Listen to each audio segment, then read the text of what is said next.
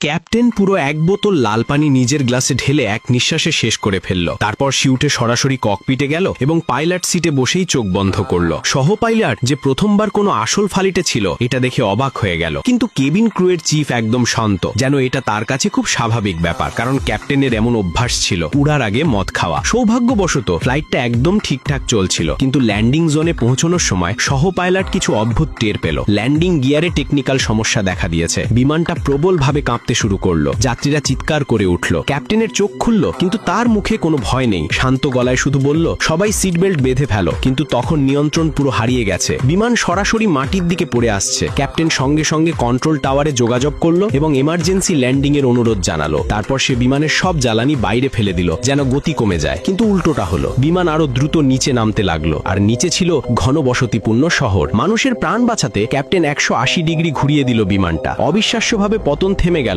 যেন কোনো অলৌকিক ঘটনা ঘটল। কিন্তু বিপদ তখনও শেষ হয়নি। ট্যাঙ্কে আর তেমন জ্বালানি অবশিষ্ট ছিল না যাতে রানওয়ে পর্যন্ত পৌঁছানো যায়। তবুও ক্যাপ্টেন বিমানটা সোজা করলো আর জীবন বাজি রেখে জোর করে ল্যান্ডিং করলো। নামার সময় বিমানের এক ডানা গিয়ে ঠেকলো একটা চার্চের দেয়ালে। ক্যাপ্টেন তৎক্ষণাৎ কন্ট্রোল ঘুরিয়ে দিল। বিমানটা পুরো ঘুরে গেল, কিন্তু অবশেষে মাটি ছুঁল। বেশিরভাগ যাত্রীই বেঁচে গেল। মানুষ ক্যাপ্টেনকে নায়ক বলে ডাকলো, কিন্তু কয়েকদিন পর তদন্তে জানা গেল সে ফ্লাইটের আগে মদ খেয়েছিল, আর সেই এক সিদ্ধান্ত তার চাকরি কেড়ে নিল।